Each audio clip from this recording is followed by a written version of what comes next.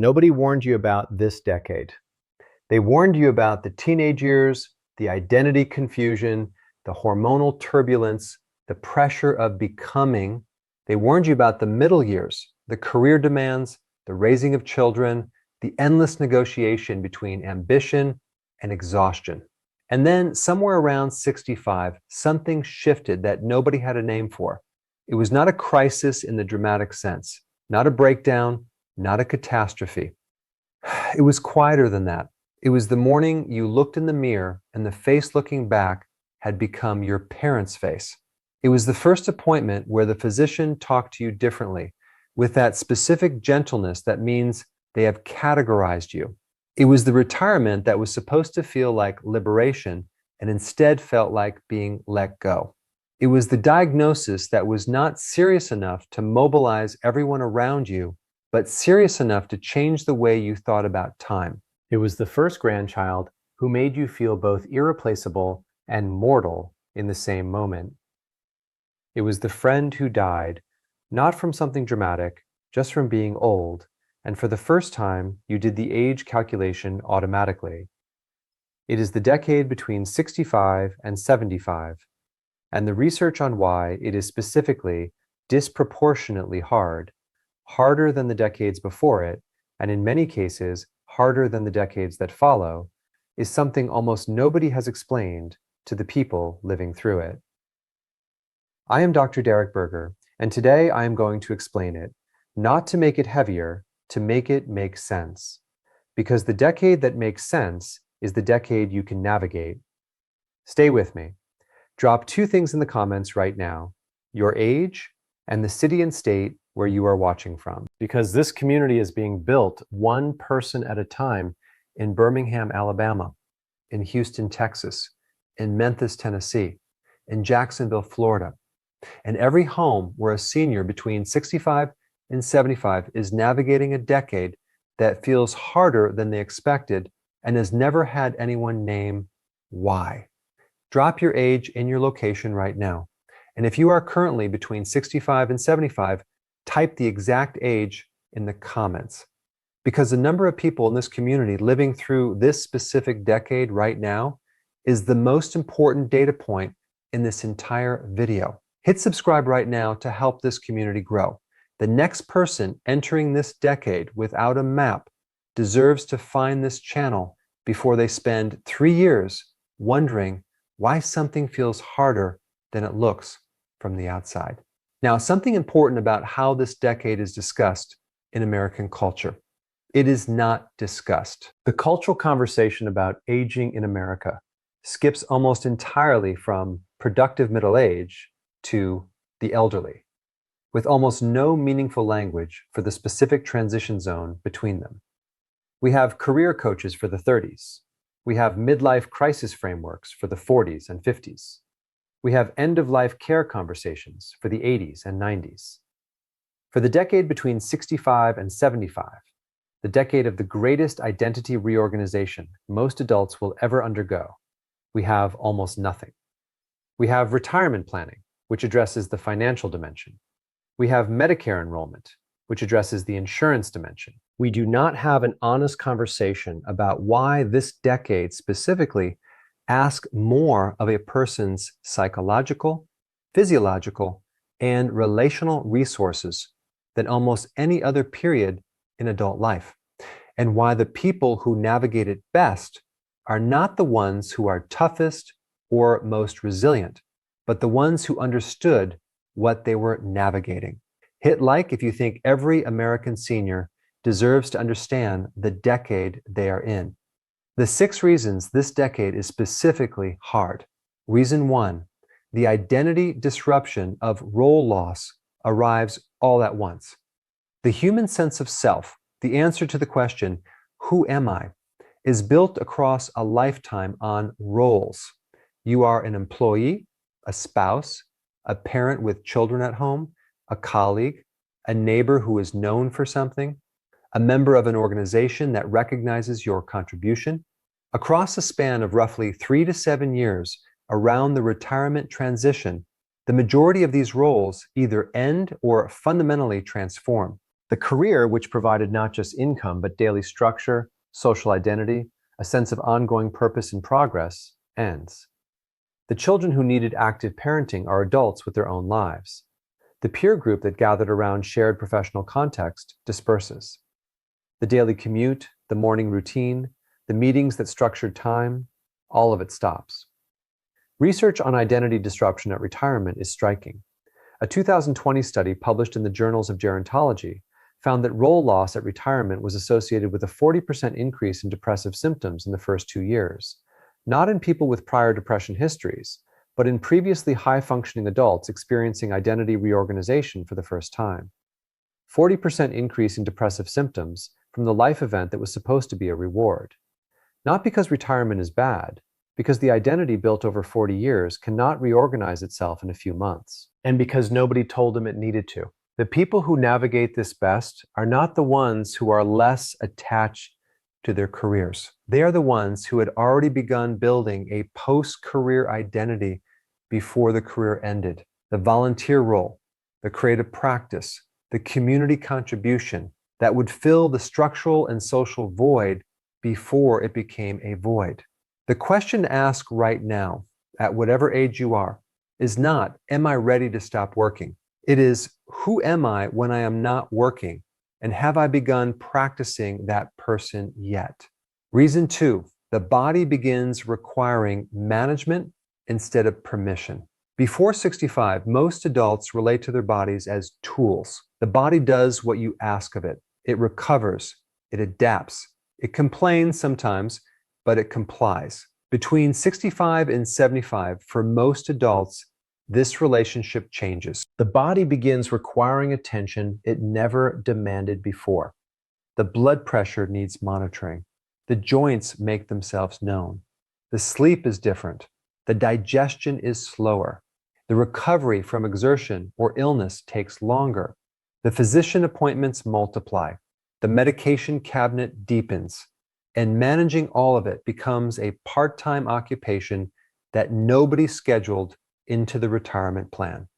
A 2019 survey published in the Journal of the American Geriatric Society found that adults between 65 and 75 spent an average of 14 hours per week managing health-related tasks, appointments, medication management, insurance navigation, and self-monitoring, compared to 4 hours per week for adults 50 to 64.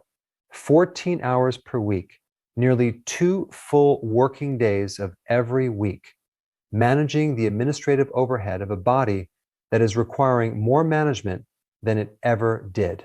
This is not optional. It is the new reality of this decade.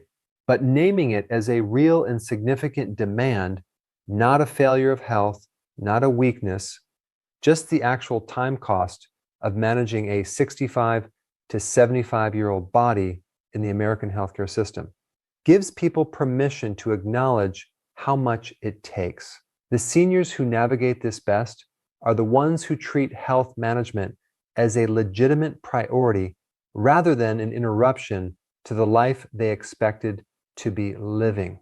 It is not an interruption, it is the life. Reason 3, grief becomes a recurring rather than an exceptional experience. Before 65, most Americans experience grief as an exceptional event, a grandparent, an older family member, someone at a great distance from their own mortality. Between 65 and 75, grief becomes a recurring feature of the landscape. Peers die. People the same age with the same lifespan ahead that felt secure are suddenly gone. The calculation that I am 69, I have a good 20 years, begins colliding with the actuarial reality that 20 years is not guaranteed for everyone in the peer group.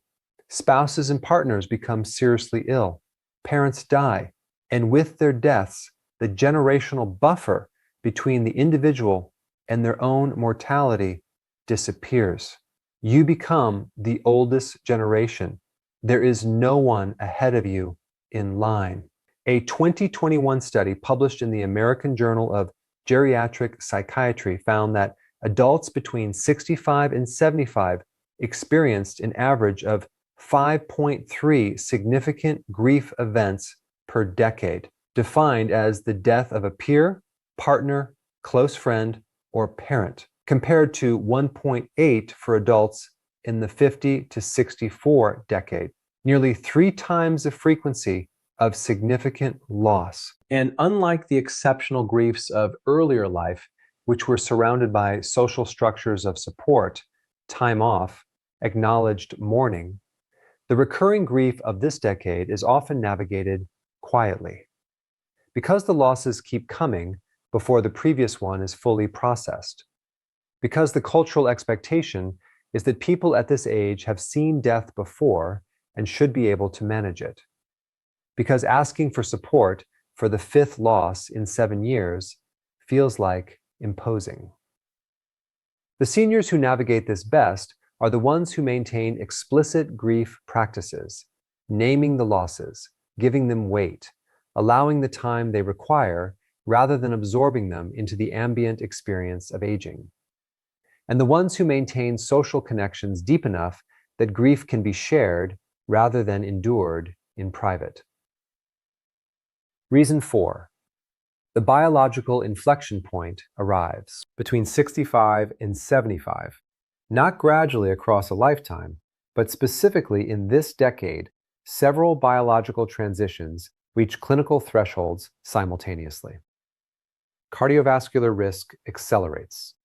The cumulative endothelial damage of 7 decades of blood flow, improved by every intervention across this series, reaches the point where it begins producing clinical events. Blood pressure that is harder to control, atrial fibrillation that appears for the first time, the first warning signs of coronary artery disease. Muscle mass loss, the sarcopenia discussed in the leg strength and morning muscle loss videos, crosses the threshold between subclinical and functional. The slow decline that was present for 2 decades suddenly becomes perceptible as stairs that require effort and chairs that require momentum to rise from. Cognitive reserve, the brain's buffer against the accumulation of age-related changes, becomes the defining variable. Adults who enter this decade with high cognitive reserve continue to function well despite biological change. Those who enter it with depleted reserve begin to notice the processing slowdowns, word retrieval delays, and multitasking difficulties that earlier videos have described. The hormonal landscape shifts. Testosterone and estrogen complete their long decline to levels that affect mood, energy, bone density, and cognitive function in ways that neither the individual nor their physician may attribute to the hormonal change. A 2020 review published in Nature Aging described the period between 65 and 75 as the biological inflection decade, the period in which the additive effect of cumulative biological changes crosses the threshold from subclinical to clinical expression for the majority of adults. Not inevitable decline, an inflection point, which means it is the decade in which the interventions across this entire series matter most. The dietary changes, the sleep protocols, the exercise practices, the medication reviews, they matter throughout adult life.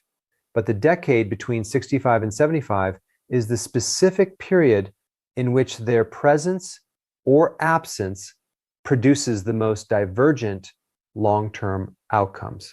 The seniors who navigate the biological inflection best are the ones who met it with intention, who began the dietary, physical, and lifestyle practices before the inflection arrived rather than after it made itself known.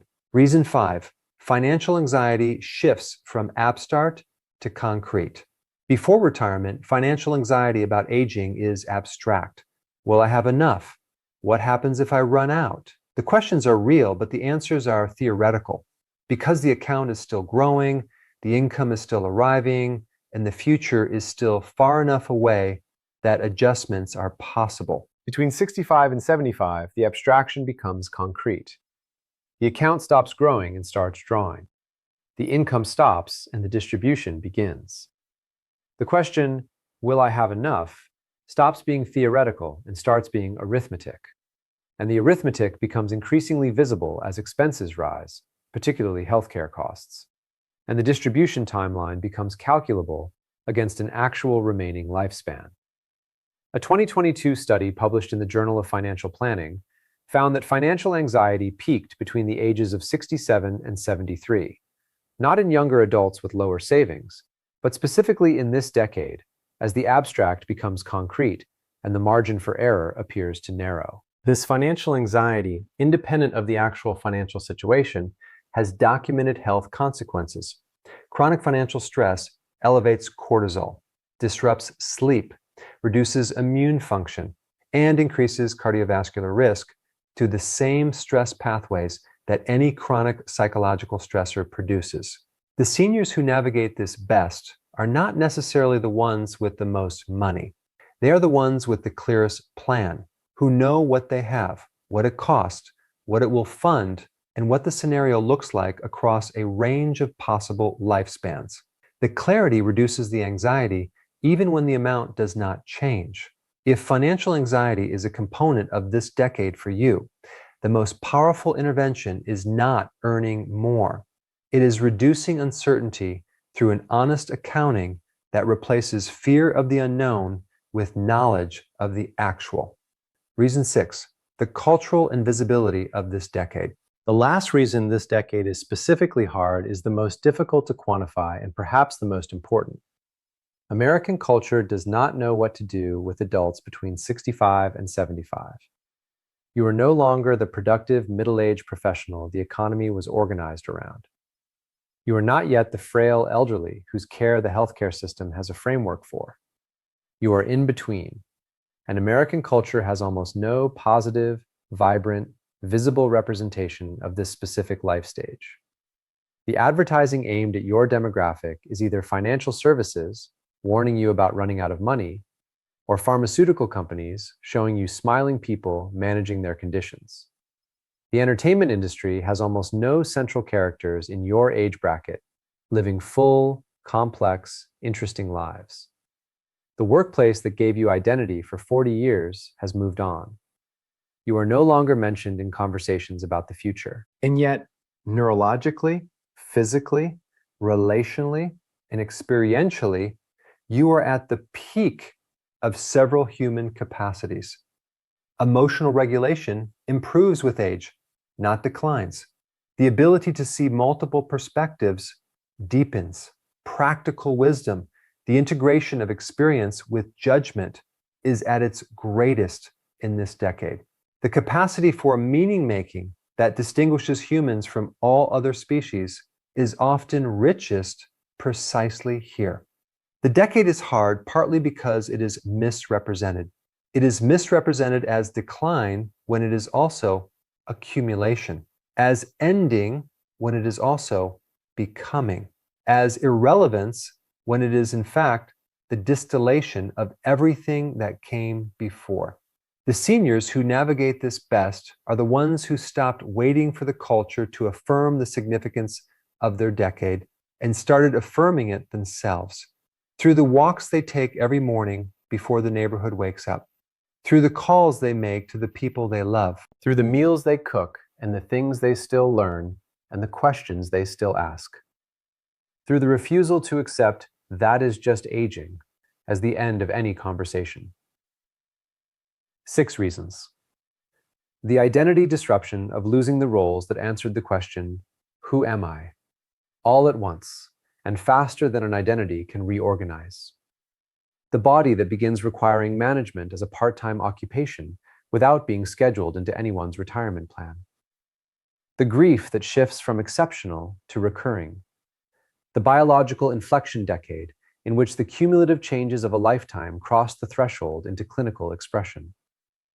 The financial anxiety that shifts from abstract to arithmetic. And the cultural invisibility of a decade that is misrepresented as decline, when it is in fact the most complex and potentially the most significant transformation in adult life. None of these are failures of character. None of them are weaknesses. They are the specific, structural, documented challenges of a decade that has been undernamed and underrepresented for so long that the people living through it have been doing so without a map. You have a map now. Hit subscribe right now if you believe every American senior deserves to understand the decade they are living through, not just manage its symptoms. Only the people who are completely comfortable with the cultural silence around this specific decade of life will scroll past without engaging. Everyone else, subscribe, like, and share this video with someone who needs to hear that what they are feeling is not weakness. It is a hard decade, and hard decades deserve to be named. What the research says about who gets through this decade best. The research on successful navigation of the 65 to 75 decade, from the MacArthur Foundation study on successful aging, the Harvard study of adult development, and multiple longitudinal studies on well-being across the lifespan, identifies 5 consistent characteristics of the adults who emerge from this decade with their health, their relationships, their sense of purpose, and their joy most intact. They began building the post-career identity before the career ended, not after the transition, before it. They maintained or deepened at least 3 to 5 close relationships, not social contacts. Close relationships where the full weight of the person could be known. They found a physical practice they could maintain consistently. Not perfection, consistency. Movement that belonged to them and was not contingent on how they felt on any given day. They asked for help before the need became urgent.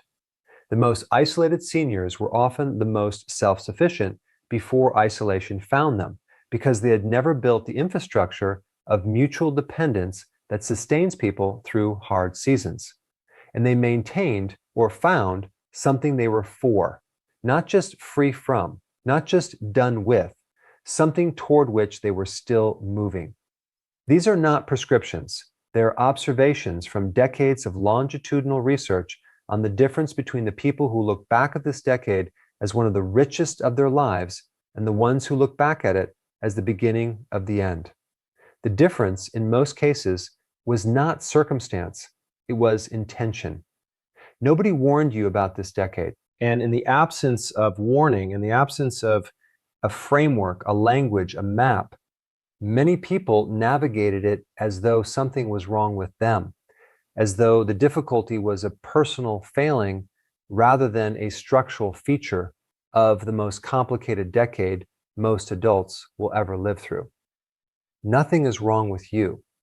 The identity reorganization is real, and it takes longer than the culture acknowledges. The body management is real, and it costs more time and energy than anyone planned for. The grief is real, and it arrives more frequently than the decades before it prepared you for. The biological changes are real, and this decade is specifically when their cumulative effect crosses into territory that requires active intervention.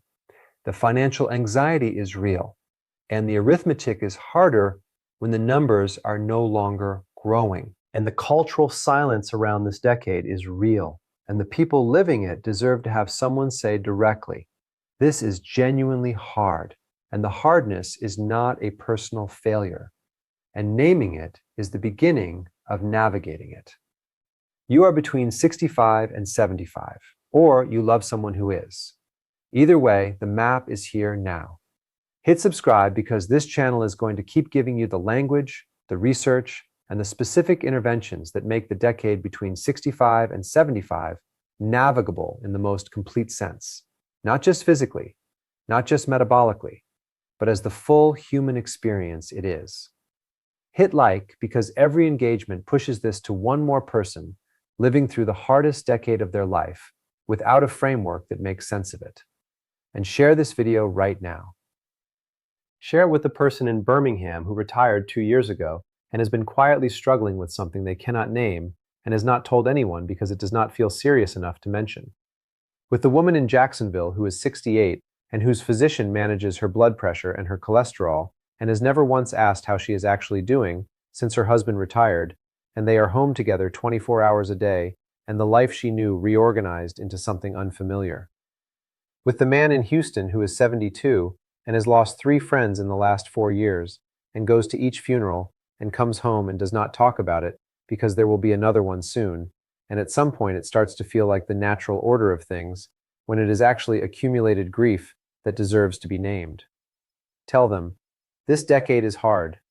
Tell them, there are 6 reasons why, and all of them are real. Tell them, naming the reasons does not make the decade easier, but it makes it possible to navigate with intention rather than just absorb with endurance. I'm Dr. Derek Berger. Between 65 and 75 is where most of the complexity lives. It is also where most of the meaning is available. The two things are not separate. The difficulty and the depth come from the same place. I will see you in the next one.